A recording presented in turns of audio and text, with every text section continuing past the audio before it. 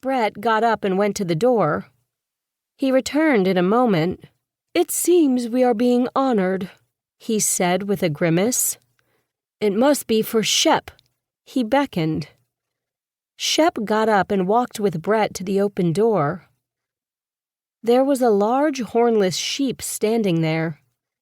It wasn't exactly like the ones on Earth, but was definitely related, with woolly white fleece and a dull expression. It looked directly at him as if expecting something. "I don't think I understand," Shep said. Brett sighed. "I think you have been summoned to be a shepherd." "But I'm here to study the culture of this planet," Shep protested. "Not to herd sheep. My nickname is not literal. Life does not always proceed as planned. I know virtually nothing about sheep, as I said, and less about shepherding. These are not ordinary sheep." Shep looked more closely at the sheep. It was a ewe. He could tell that much. She simply waited. "I know even less about extraordinary sheep." There was a barking from a neighbor's yard. A huge dog hurdled the fence and came charging toward them. "Stand still," Brett said tersely.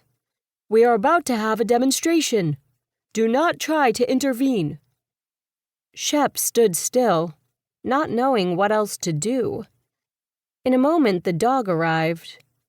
Growling fiercely, it leaped for the ewe's shoulder, intent on knocking her down to gain more ready access to her vulnerable throat. Shep winced, anticipating the slaughter. The dog connected. It yelped in seeming pain and slumped to the ground, bleeding from the mouth. Something very like the blade of a knife projected from the shoulder of the ewe. As Shep watched, the blade slid back into her wool and disappeared, leaving only a smear of blood. She had not moved her body at all. "The sheep can take care of themselves," Brett said. "They are telepathic or precognitive. We're not sure which. And they are armed, as you can see. Their hidden horns are deadly. They react only in self-defense, but they are unerringly effective in that." "So I see," Shep said, awed. A man emerged from the house the dog had come from. He came across, stared at the twitching body of the dog, and shook his head. "Sorry about that. He's not yet trained." "It happens," Brett said. The man put his hands on the dog and dragged it away. The ewe stood unmoving.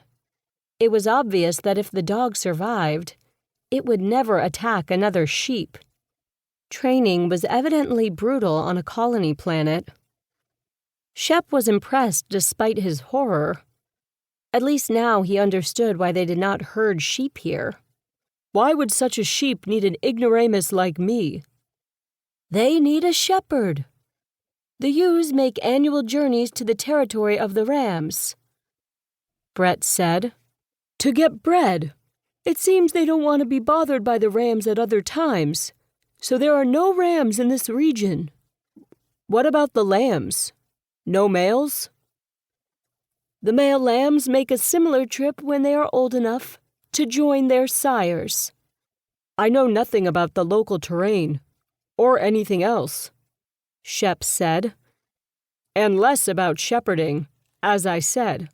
I'm completely unqualified. Any native could do a better job than I could." "This was not our idea either. The excursion is dangerous, and we fear for our son's body. But the sheep have evidently chosen you. They will also select a guide." Brett gazed at him. "You will have to do it.